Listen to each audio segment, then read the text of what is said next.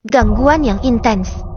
Keributan di pemakaman berbanding terbalik dengan keheningan di rumah Faisal. Hari ini Meng Eman izin datang siang dan Faisal yang akan membereskan seisi rumah. Tidak terlalu sulit karena memang rumah sudah begitu rapi dan bersih. Ia hanya melepas foto-foto keluarga, mengelap debunya lalu memindahkan ke dus. Surat-surat berharga dalam lemari dikeluarkan, terutama berhubungan dengan tanah dan rumah yang nantinya akan berpindah tangan jika memang sudah deal. Sewaktu membuka laci, ditemukan sebuah foto 5 anak kecil berjajar penuh senyum, gambarnya sudah mulai menguning, bagian depan maupun kertas belakang. Wajah Faisal mendadak murung. Buru-buru ia memasukkan kembali foto tersebut pada sebuah kotak. Pria itu enggan mengenang masa lalu yang menyakitkan. Ia kembali merapikan lemari. Namun, tiba-tiba fokusnya terganggu oleh kursi yang bergeser sendiri. Faisal hanya tercenung sebentar, menatap anak kecil berwajah pucat duduk di sana sambil mengayunkan kaki. Malas menanggapi, Faisal membiarkannya dan memilih kembali pada aktivitas semula. Kini suara ketukan berasal dari meja. Ujung mata Faisal menangkap sosok itu tengah mengetuk-ngetuk pulpen, membuat suasana hening terasa meremang. Seakan kesal kehadirannya tak dianggap. Pulpen itu melesat hampir mengenai kepala Faisal. Untung saja secara refleks pria itu bergerak ke belakang, benda itu pun mengenai kaca jendela. Astagfirullahaladzim, teriak Faisal. Ia kembali menoleh ke arah anak kecil tadi, tetapi sudah tidak ada di sana. Merasa kesal, ia urung membereskan kamar, malah beranjak dari tempat tidur lalu berjalan cepat menuju dapur. Menikmati kopi setidaknya bisa meringankan beban pikiran. Ternyata gangguan masih belum cukup di kamar. Ketika Faisal meracik kopi, air keran di wastafel tiba-tiba menyala. Ia hendak mendekat untuk menutupnya, tetapi air tersebut mati sendiri. Saat kembali berbalik badan, keran terbuka lagi. Kursi di meja makan terpelanting, membuat Faisal terkesiap. Akhirnya pria bermata sipit dan berambut gondrong itu teriak kesal. "Gak usah ganggu. Gue udah gak kenal siapa lo. Sekarang pergi dari sini. Rumah ini mau gue jual." Mendadak air keran yang mengalir tadi berhenti. Suara peluit dari teko menandakan air telah matang. Kompor dimatikan, airnya dituang ke dalam gelas berisi racikan kopi. Sebelum keluar, Faisal membereskan kursi yang tergeletak di lantai. Segera ia keluar dari rumah sambil membawa kopinya. Duduk di teras rumah, menikmati aroma pagi yang begitu sejuk. Ditambah pemandangan hijau dari tanaman membuat matanya segar menatap sekitar. Dua wanita yang tengah berjalan mendadak berhenti lalu berdiri di depan pagar rumah Faisal. Pagar tersebut hanya sepusar orang dewasa, membuat wajah mereka yang bengis terlihat jelas. "Ngapain kamu kesini lagi, Faisal? Kayak orang gak punya dosa aja," ketus ibu-ibu memakai daster hijau bunga-bunga. Matanya mendelik sinis. Faisal terdiam, menanggapi dengan tatapan bingung. Nyatanya kenangan masa lalu masih melekat jelas di kepala warga desa Cibodas Kulon. Faisal pikir, puluhan tahun sudah cukup membuat warga bungkam. Fakta mengatakan tidak semudah itu. "Maaf, Bu, saya hanya sebentar di sini. Buat bantu Bapak jual rumah," jawab Faisal, berusaha tenang. "Baguslah, biar kami gak perlu ketemu kamu lagi. Anak gak tahu diri, bawa sial. Hayu, Bu, kita pergi. Nanti celaka dekat-dekat sama dia." Keduanya pergi sambil mengucapkan sumpah serapah. Faisal hanya mengelus dada sambil mengucap istighfar beberapa kali. Kalau saja tidak ingat akan hukum, mungkin kopi yang mengepul di atas meja sudah ia siramkan ke muka mereka. Tak berapa lama dari sana, Pak Rudi, pria yang akan membeli rumah keluarga Faisal pun datang bersama RT setempat. Gegas Faisal berjalan menuju pagar, membukanya lalu mempersilakan masuk. "Assalamualaikum. Apa kabar, Mas?" tanya Pak Amir, sang ketua RT. "Waalaikumsalam. Alhamdulillah kabar baik, Pak. Senang rasanya bisa ketemu langsung sama Bapak." Pertemuan tersebut diawali dengan saling merangkul kemudian berkenalan dengan calon pembeli rumah. Pak Amir memperkenalkan pria di sampingnya. "Nah, ini teh namanya Pak Rudi. Beliau dari desa Cibodas Wetan. Oh ya, kalau diingat-ingat, saya kayaknya punya teman di sana. Namanya Salim." Pak Rudi langsung menyahut. Oh, si Salim anak pemilik warung. Dia udah nikah. Mas, istrinya baru aja melahirkan. Alhamdulillah. Insya Allah nanti saya ke sana buat ketemu dia. Pak, sekarang, mari masuk. Lihat-lihat dulu rumahnya. Barangkali cocok buat bapak dan keluarga. Ketiga mulai masuk. Di taman rumah itu terdapat ayunan. Sosok anak kecil yang mengganggu Faisal duduk termenung. Wajahnya menatap mereka penuh amarah. Diambilnya sebuah batu besar, lalu dilempar ke kaca. Sontak ketiganya kaget. Mereka berlarian ke arah jendela yang rusak. Pak RT keluar, mengecek siapa yang beraninya melempar batu. Namun, suasana sepi. Yang ada hanya ayunan yang bergerak-gerak sendiri. Kayaknya bener gosip rumah ini ada hantunya. Bisa-bisa Pak Rudi gak mau. Gumam Pak Amir sambil menggaruk kepala yang tak gatal. Di luar jendela tampak awan kabut menggerayang amat tebal. Suasana dingin pun begitu terasa menusuk tulang. Afnan yang masih terbaring sakit di kasurnya hanya bisa memandang kabut tersebut dengan mata kosong. Sesekali, lelaki itu terbatuk dan kontan merasakan nyeri di kepalanya. Bu Nur Hayati masuk ke dalam kamar seraya membawa nampan berisi bubur. Afnan menoleh dan seketika bangkit meski kepalanya tiba-tiba keleyengan. Udah atuh jangan geradak geluduk itu, Jang. Ibu teh ngapain atuh repot-repot nganterin makan ke kamar. Afnan teh bisa nanti ngambil sendiri. Lagian cuma meriang aja, bukan gak bisa jalan. Gerutu lelaki itu. Yang sakit teh bisa menggerundel gitu. Bu Nur Hayati menyimpan nampan di atas meja. Wajahnya seketika berubah sendu. Kamu teh emang masih bisa jalan buat ngambil makanan di meja makan. Tapi susah buat bangun dari kasur. Kalau nunggu kamu bangun, kapan makannya? Jangan bengong wae atuh. Jang. Ada nada getir yang membuat suara Bu Nur Hayati bergetar. Ia pun menambahkan, jangan mikirin terus apa yang menimpa Arumi. Kasihan dia, biarin tenang. Afnan yang tengah memandang ke arah lain, memikirkan betapa ia memang belum merasa ikhlas harus kehilangan. Apalagi, ibu ataupun bapaknya tidak tahu jika Afnan sudah mencoba membangunkan rasa dendam di jiwa Arumi saat ini, atas bantuan Maedah. Afnan pun menolehkan wajah secara perlahan ke arah sang ibu. Akan tetapi, ia langsung dikagetkan oleh penampakan pocong di belakang Bu Nur Hayati. Refleks, Afnan menyilangkan kedua tangan di depan wajahnya yang juga berpaling ke kiri. Kenapa, Jang? Tanya Bu Nur Hayati seraya mendekat. Afnan masih berpaling dan memejamkan matanya kuat. Sungguh, pocong yang dilihatnya barusan bukan wajah Arumi. Akan tetapi, demi memastikan penglihatannya kembali, Afnan memberanikan diri untuk menoleh ke arah meja. Kunaon kamu teh, Jang? Bu Nur Hayati kembali bertanya. Afnan malah celingukan dan mengedarkan pandangannya ke sana kemari dengan was-was.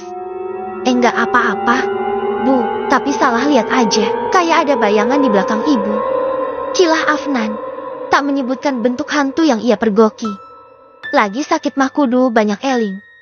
Bu Nur Hayati paham kalau orang yang sedang sakit itu bisa diganggu makhluk halus.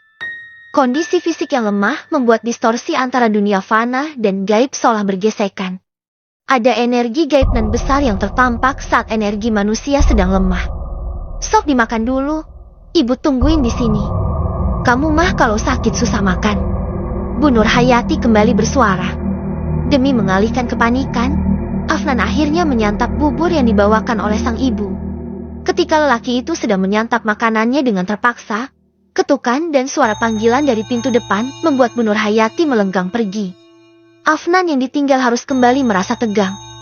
Di sudut lain kamarnya, ada sebentuk tubuh berbalut kain kafan yang sedikit membayang dan transparan. Akan tetapi, Afnan lebih memilih untuk tidak acuh. Jang, sakit naon? Afnan mendongak dan mendapati Maedah yang muncul bersama ibunya.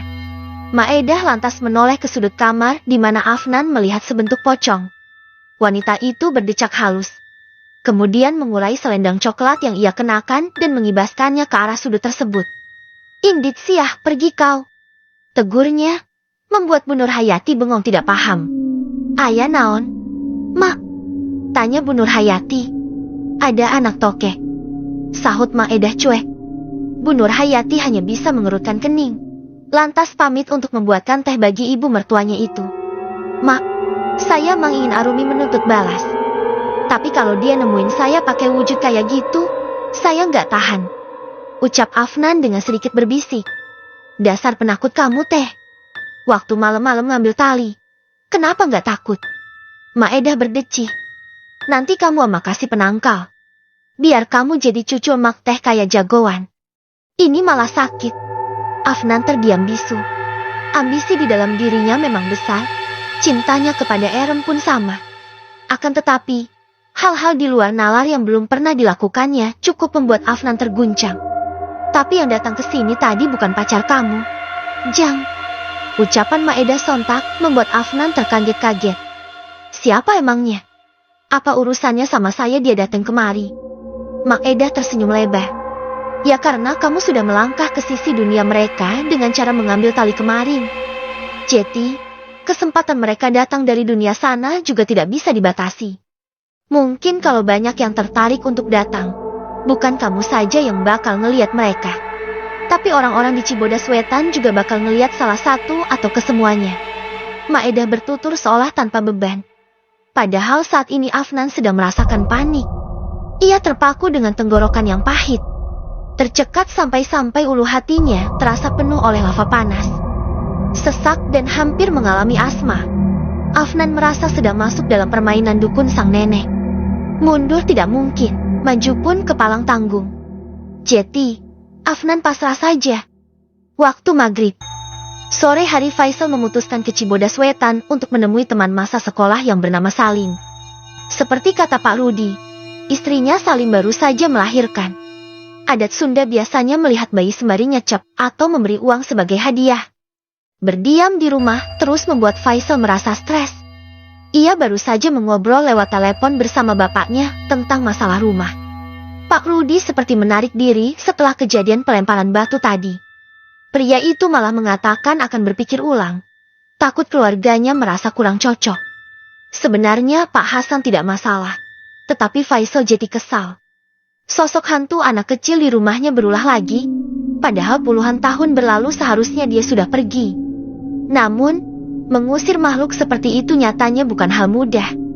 Buru-buru pria itu pergi menggunakan motor Astrea miliknya. Kali ini ia berharap tidak tersesat lagi seperti tadi malam. Ternyata tidak sesepi kemarin. Mungkin karena memasuki waktu Bada Asyar, banyak orang yang baru saja pulang dari kebun. Motor gigi tersebut membelah jalanan dengan tanah cukup berlumpur akibat hujan. Faisal harus ekstra hati-hati. Padahal tadinya ia berniat mengambil jalan pintas agar lebih cepat, ternyata bukan alternatif. Ia malah membayangkan pulang malam-malam lewat jalur yang sama. Sedangkan jalanan lebar itu tiap sisinya dipagari pohon bambu dengan daun rindang menjorong ke tengah. Gemersiknya sangat terdengar riuh ketika tertiup angin. Setelah 15 menit perjalanan, akhirnya ia sampai di depan sebuah warung sembako. Tidak banyak berubah, hanya catnya saja yang tadinya putih, menjadi biru muda. Sementara di samping bangunan terdapat pohon mangga yang besar. "Assalamualaikum," sapa Faisal pada pria yang sibuk melayani satu orang pembeli. "Waalaikumsalam." Pria berkaos merah itu menjawab. Ia memberikan uang kembalian terlebih dahulu pada pelanggannya, lalu menghampiri Faisal saat pembeli sudah pergi. Salim menatap wajah Faisal lekat-lekat. Sejurus kemudian pria itu berteriak. "Faisal ini teh." "Iya, Lim. Yang dulu suka naik ke pohon mangga sama kamu. Makan bareng di pohonnya sampai kekenyangan." Faisal semakin memperjelas kenangan manis itu. Sontak Salim terbahak. Ia menarik tangan Faisal, kemudian merangkul tubuh sahabatnya yang sudah belasan tahun tidak bertemu. Ada tawa haru di sana. Secara Salim lumayan kesulitan menghubungi pria yang sudah menetap di kota itu. "Kemana aja kamu? Sombong udah jadi orang kota, sampai nggak mau masuk kampung." Tangan Salim merangkul pundak Faisal dari samping, menepuk-nepuknya cukup kasar. "Sibuk kerja, sama cari jodoh." Keduanya tertawa. Salim pun berkata, "Muka kayak orang Cina gini masa nggak laku? Kalah sama aku atuh, udah beranak." Faisal terkekeh. Ia langsung diajak masuk oleh Salim. Tak hentinya Salim menceritakan kisah hidup. di mana orang tuanya telah meninggal dunia dengan jarak berdekatan. Kini ia tinggal berdua dengan istri, sesekali mertua datang menengok. Setelah duduk di sofa, mereka berbincang semakin melebar. Faisal juga menceritakan kegiatan setelah pindah dari Cibodas. Salim bisa merasakan betapa sesaknya dada pria di hadapannya ketika harus mengenang lagi peristiwa yang dulu. Silakan. Kopinya mumpung hangat, ucap Ika, istrinya Salim. Wanita itu membawa 2 cangkir kopi serta roti yang diambil dari warung dan dijadikan suguhan. Terima kasih, Teh. Padahal gak usah repot-repot. Enggak atuh. Silakan. Ya, ngobrol sama Salim. Saya tinggal dulu. Dedek bayi gak ada yang jaga. Ika berpamitan, pergi meninggalkan keduanya ke kamar. 2 pria itu kembali mengobrol. Faisal bercerita niat bapaknya menjual rumah mereka, tetapi terkendala oleh kejahilan makhluk tak kasat mata. Salim mewajarkan karena memang rumah itu sudah puluhan tahun tidak terisi. Tentu saja mereka diberi kesempatan jadi penghuni tetap. Jadi kudu gimana? Ya, Lim. Salim menyesap kopinya, menyimpan kembali di atas tatakan. Apa gak sebaiknya minta orang pintar buat ngebersihin? Coba ke Maedah, dukun sakti kampung ini. Faisal berdecak. Datang ke dukun mah sama aja bohong. Yang ada, setan makin diundang. Sebenarnya Faisal punya rencana mengundang tetangga sekitar untuk mengadakan pengajian. Namun, ia cukup sadar diri, siapa yang akan datang dalam keadaan hati masih dirasuki rasa benci. Yang ada, Faisal akan dikatai lagi sebagai manusia yang urat malunya telah putus. Cobain aja dulu, Sal. Namanya juga ikhtiar atuh. Tanpa terasa mereka mengobrol hingga waktu maghrib hampir tiba. Pergantian waktu yang membuat Salim terbirit-birit menutup warung. Semenjak punya bayi, warungnya tidak pernah buka sampai larut malam. Misal ada pembeli, tetap dilayani. Tetangga tinggal mengetuk pintu saja. Suara tangis bayi menggema dari dalam kamar. Faisal melirik ke arah kamar yang pintunya ditutup setengahnya itu. Ia bertanya, "Anak kamu kenapa, Lim?" "Biasa, tiap maghrib pasti nangis, Sal. Apalagi setelah ada yang meninggal di kebun tebu. Si kecil Jeti gak bisa tidur nyenyak. Dari maghrib sampai subuh nangis mulu.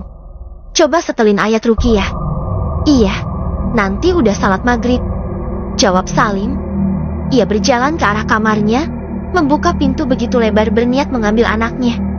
Sontak mata Faisal menyipit ketika sosok pocong berdiri tepat di samping Ika yang tengah menimang-nimang bayinya. Sosok putih itu menatap ke arah Faisal. Seketika Faisal kaget kala salah satu mata makhluk berbau busuk tersebut keluar. Tampak menempel di pipi yang dipenuhi borok. Di penghujung hari, Maedah berdiri di halaman rumahnya seraya menggendong kedua tangannya di belakang pinggang. Ia memandang dia senja yang nyaris tak terlihat di ufuk barat. Rintik hujan dan kabut tebal masih setia menampakkan diri, menyelimuti alam yang menggigil kedinginan. Wanita sepuh itu menyaksikan perubahan lain pada kisi energi alam di suasana maghrib, yang nyata dan tidak kasat mata. Dinding gaib memang selalu diibaratkan kaca tembus pandang dari satu arah saja. Para makhluk halus bisa melihat manusia, tetapi manusia akan sangat terbatas dalam memergoki keberadaan mereka. Namun, manusia ataupun makhluk halus akan sama-sama bisa melihat jika dinding pembatas itu tersingkap. Dan apa yang dilakukan Afnan ketika membongkar makam Arumi adalah salah satu cara makhluk lain dari alam sana berkeliaran di dunia manusia. Bagi Maedah tentu bukan hal yang mengkhawatirkan. Namun, tentunya bagi orang-orang yang tidak tahu menahu akan sangat merasa terganggu. Senja baru saja berakhir dan terangnya hari telah berubah menjadi malam yang kelam. Di kejauhan, terlihat 3 cahaya senter menyorot dan bergerak secara perlahan. Pukul 6:30. 3 orang pria tampak. Senter yang dibawa oleh mereka tampak menyorot di kejauhan. Orang-orang yang sedang berjalan di kegelapan itu merupakan warga yang biasa memancing bogo di malam-malam tertentu. Mereka menuruni jalan setapak yang agak menurun. Tujuan mereka adalah sungai dan rawa-rawa yang bersebelahan dengan pesawahan. "Saya kira teh mancingnya gak jeti," ucap Tatang yang berjalan paling belakang. "Kenapa memangnya?" Pertanyaan itu datang dari Kurniadi yang berjalan paling depan. Si Tatang masih neon takut soal makam yang dibongkar. Timpal orang yang berjalan di tengah-tengah. Gandeng berisik atuh. Pek. Malah diomongin. Tatang yang berjalan paling belakang. Sejak tadi was-was karena merasa ada terus mengawasi punggung. Ah, kelakuan orang nekat itu mah. Pengen kaya pasti. Sahut Kurniadi. Kamu teh percaya kalau ada yang munjung, muja kedemit supaya kaya pakai tali pocong? Percaya-percaya aja sih. Soalnya bukan rahasia umum lagi. Ya justru efeknya itu yang saya khawatirkan. Tatang kembali bersuara. Ketiganya kini sudah berjalan di sisi-sisi rawa dan hendak memasang pancingan. Perkataan terakhir Tatang tidak digubris sama sekali karena mereka mulai fokus sama cacing-cacing untuk umpan. Sementara itu, Opik memilih turun ke sungai untuk mencari ikan secara langsung. Tinggallah Kurniadi dan Tatang di sisi rawa, melanjutkan perbincangan yang sempat tertunda. Bisa aja kan kalau arwah Neng Arumi teh gak ridho kain kafannya dibikin bahan pesugihan. Kurniadi berdecak. Kamu teh sebenarnya takut, tapi kenapa malah ngobrolin itu malam-malam gini? Protes Kurniadi. Tatang sontak mengatupkan bibir.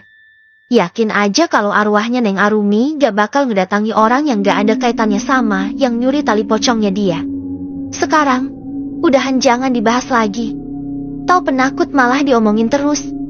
Sementara Kurniadi dan Tatang menunggu umpannya dimakan ikan, Opik sibuk mengarahkan perangkap sederhana dari anyaman bambu pada aliran sungai. Ia bangkit setelah menunduk rendah. Kemudian melihat samar-samar ada yang berdiri di antara semak-semak dan pohon pisang di pinggir sungai. Kararas daun pisang kering teh bikin parno, ucap Opik. Ia melangkah ke batu besar di mana ia menaruh senternya di sana. Opik pun berjalan ke sisi lain daratan, tak menghiraukan sebentuk tubuh berbalut kain kafan yang berdiri di belakang. Opik lantas membeku saat mendengar suara seperti orang cegukan dengan suara yang sengau. Opik mengarahkan senternya ke air dan mengira ada berang-berang yang sedang mencari ikan. Perasaan suara binatang sero gak gitu bunyinya, gumam Opik. Setelah didengarkan lagi, suara tersebut berasal dari belakang, tepatnya seberang sungai. Tanpa mengantisipasi apapun, Opik langsung saja mengarahkan senter ke belakang. Cahaya tersebut menyorot sebingkai wajah berbalut kain putih dengan ikatan asal di atas kepalanya. Kedua mata penampakan itu terlihat bulat sempurna karena bagian kelopaknya sudah tidak ada. Bola mata besar itu bergerak ke kanan dan kiri. Sementara mulutnya terbuka, menampakkan lumpur kehitaman yang berjejal. Ya Allah Gusti! Opik terperanjat dan nyaris menangis. Ia berkecipak di sungai, sulit untuk mencapai daratan karena panik. Kurniadi dan Tatang sontak berdiri dan menatap ke arah sungai. Sedangkan dari sana, santer terdengar suara Opik yang terus saja berteriak. Pocong! Haduh, ayah pocong! Mereka di mana-mana? Kita teh gak salah dengar, kan? Tanya Kurniadi kepada Tatang. Orang yang ditanya olehnya itu malah sudah gemetaran mendengar Opik berteriak ketakutan. Tatang maupun Kurniadi masih menatap ke arah sungai. Tak berapa lama, Opik bersama cahaya senternya yang tak terarah itu muncul ke daratan. Ayah pocong, Tang! Teriaknya setelah berhasil naik ke daratan. Kurniadi dan Tatang seketika saling menoleh. Keduanya pun sama-sama berteriak karena di belakang Tatang maupun Kurniadi ada makhluk halus berkain kafan tersebut, berdiri dengan wajah penuh belatung. Mereka terjengkang, kemudian merayap cepat di pematang. Sial, Tatang malah tercebur ke sisi rawa. Tatang berteriak-teriak ketika Kurniadi berhasil lari. Diikuti Opik yang menggondol sarung dalam dekapannya, mengejar Kurniadi. Sementara Tatang yang terjebak bersama dua pocong akhirnya lemas tak sadarkan diri. Kurniadi dan Opik lari terpontang-panting. Mereka yang seharusnya lari ke arah tanjakan, malah terus bergerak menginjak tanah datar. Kurniadi yang berlari di depan tiba-tiba menyetop langkah. Sontak saja Opik yang teramat kencang berlari, menubruk pria itu hingga sama-sama terguling. Kunaon maneh teh Yurien sagala, kamu kenapa malah berhenti? Gerutu Opik yang lantas mengarahkan senternya ke belakang, mencari-cari pocong yang sebenarnya sedang mati-matian mereka hindari. Kita salah jalan, Pik. Terus kita teh kudu balik lagi ke tukang belakang. Gak maulah. Ya kita kudu balik ke rumah. Kamu teh mau semalaman kita di sini? Iya, juga. Opik bangkit dan baru sadar jika Tatang tidak ada. Kamana si Tatang teh? Diculik pocong gitu. Kurniadi yang tak ingin ambil pusing, langsung mendahului Opik dan berlari ke arah tanjakan. Biarlah Tatang tertinggal, pikirnya. Ia harus memberitahu warga dengan cepat soal adanya teror hantu berwujud pocong. Sekitar 10 menit berlari-lari, akhirnya Kurniadi dan Opik berhasil mencapai pos ronda di RT 01. Di sana, mereka langsung meminta tolong pada orang-orang yang sedang menongkrong. Loh, aya naon? Kang Opik, Kang Kurniadi? Aya penjahat? Tanya salah seorang lelaki. Aya pocong, Kang. Duh, itu si Tatang ketinggalan lagi di rawa. Papar Opik dengan napas terengah-engah. Tentu orang-orang di pos ronda keheranan. Pocong naon maksudna, Kang? Selama ini teh desa kita aman-aman we, kan? Seseorang lantas mengikut lelaki yang bertanya barusan. Itu kejadian di RT 02 yang makamnya ada yang gali, Kang. Jangan-jangan karena itu. Imbuhnya. Iya itu. Misa Jeti karena itu. Timpa Kurniadi. Tapi, pocongnya gak cuma satu, Kang. Penjelasan Kurniadi selanjutnya justru membuat semua orang semakin keheranan. Sementara Opik sedang bingung sendiri, bagaimana caranya menjemput Tatang yang ditinggal seorang diri di rawa sana. Saking ngerinya, bapak dua anak itu ingin menangis. Opik tentu masih ingat bagaimana bola mata si pocong yang bergerak ke sana kemari seperti akan melompat keluar dari kelopaknya. Di tempat lain, Bu Ningrum baru saja selesai salat Isya.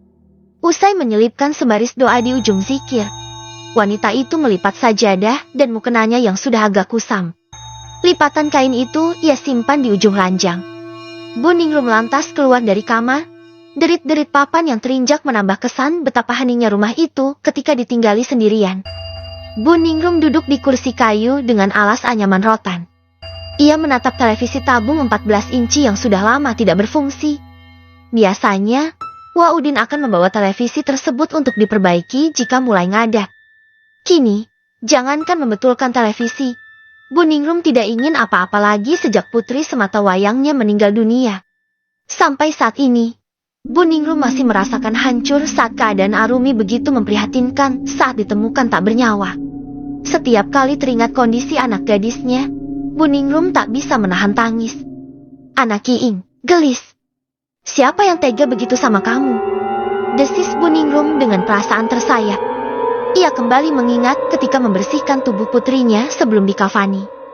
Saat Arumi dimandikan, Bu Ningrum menemukan banyak sekali bercak darah dari area kewanitaannya. Tak hanya itu, cairan menjijikan lain pun menyatu di pakaian anak gadisnya. Dunia Bu Ningrum seketika runtuh sejak kejadian itu. Ya Allah, buat orang-orang yang berbuat zalim sama Arumi kena balasannya. Gumam Bu Ningrum getir. Wanita itu menoleh ke arah dapur karena mendengar sesuatu yang jatuh dari sana. Ia pun berdiri dan beranjak untuk mengecek. Ada kaleng bekas susu yang biasa dipakai sebagai penerangan jika mati lampu, terjatuh di bawah jendela yang memang tak memiliki gorden. Bu Ningrum berjongkok, meraih benda itu dan hendak menyimpannya di bawah jendela. Pandangannya sontak terarah pada rimbunan pohon di sisi halaman rumah. Perlahan, mata Bu Ningrum memicing. Beberapa detik kemudian, bayangan putih yang dipergokinya mulai menampakkan wujud yang jelas. Arumi. Tanpa takut, Bu Ningrum membuka pintu di sebelah jendela tersebut. Ia mengeceknya kembali, tetapi penampakan tadi sudah lenyap. Hanya saja, terdengar lirih suara perempuan yang tengah menangis. Aji, anak Lurah Bahri, sibuk menata rambut yang sudah diberi minyak di depan cermin. Ia mengenakan kaos hitam beserta jaket Levi's. Bawahannya memakai celana jeans gombrang. Tak lupa parfum disemprotkan dari depan sampai belakang. Malam ini, Aji akan ke rumah pacarnya yang bertempat tinggal di RT sebelah. Maka, sedari siang ia menyelesaikan pekerjaan di bengkel agar bisa menuntaskan rasa rindu pada Reni gadis yang baru 1 minggu ini menjadi kekasihnya. Karena waktu sudah menunjukkan pukul 20. Buru-buru Aji keluar kamar seraya menenteng sneaker putih yang baru saja dibeli beberapa hari lalu. Sepatu itu dijatuhkan di teras depan dipan kayu khusus tempat bersantai. Lurah Bahri yang sedang membaca koran sambil menikmati secangkir kopi pun menoleh, lantas bertanya. Mau kemana kamu, Ji? Mau ngapel atuh, Pak? Bapak ngapain malam-malam baca koran? Mana di luar? Giliran masuk angin, ngerepotin orang, ucap Aji. Tangannya sibuk mengikat tali sepatu. Orang-orang, ibu kamu itu teh. Hare udang gerah kalau di rumah. Emang kerjaan di bengkel beres gitu. Koran yang tadi dibuka lebar, mulai dilipat sampai ukurannya kecil, lalu disimpan di bawah meja samping dipan. Beres atuh, Pak. Awas, yang bener ngelola bengkel teh. Bapak udah ngeluarin duit gede buat modal usaha kamu. Jangan sampai ngecewain. Anak Lurah Bahri memang lulusan kuliah, tetapi enggan bekerja karena lebih senang mempreteli dan memodifikasi motornya. Akhirnya, Lurah Bahri memodali putranya itu agar dari hobi tetap bisa menghasilkan. Terbukti, bengkelnya selalu penuh oleh para pemuda pecinta motor. Iya, udah, berangkat dulu.